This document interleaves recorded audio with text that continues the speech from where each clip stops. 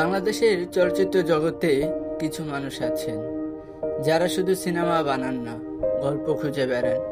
সেই মানুষদেরই একজন যুবরাজ শামীম। গাজীপুরের টঙ্গীর সাধারণ পরিবেশে বেড়ে ওঠা এক তরুণ। পড়াশোনা করেছেন ইলেকট্রনিক্যাল অ্যান্ড ইলেকট্রনিক্স ইঞ্জিনিয়ারিংয়ে, কিন্তু হৃদয়ের গভীরে ছিল অন্য এক স্বপ্ন। অর্থের অভাব ছিল, সুযোগ ছিল সীমিত, কিন্তু স্বপ্ন ছিল সীমাহীন।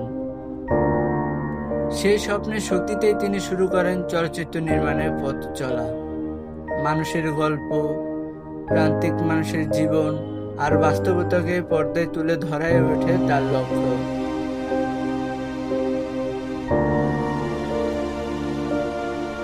বহু সংগ্রামের মধ্যে দিয়ে তৈরি হয় আদিম, এমন এক চলচ্চিত্র যেখানে অভিনয় করেছেন বস্তির সাধারণ মানুষ। 7 মাস তাদের সঙ্গে বসবাস করে তিনি নির্মাণ করেন এই সিনেমা। কেউ ভাবেনি এই ছোট্ট স্বপ্ন একদিন আন্তর্জাতিক মঞ্চ কাঁপাবে। 2022 সালে মস্কো আন্তর্জাতিক চলচ্চিত্র উৎসবে আদিম জিতে নেয় স্পেশাল জুরি অ্যাওয়ার্ড এবং নেটপ্যাক জুরি অ্যাওয়ার্ড। সফলতা কখনো হঠাৎ আসে না, তার পেছনে থাকে অসংখ্য ব্যর্থতা, সংগ্রাম, ত্যাগ আর অদম্য সাহস। যুবরাজ শামীমের গল্প শুধু একজন নির্মাতার গল্প নয়, এটি এমন এক মানুষের গল্প যিনি নিজের স্বপ্নের পেছনে ছুটতে গিয়ে অন্যদের স্বপ্নও দেখতে শিখিয়েছেন।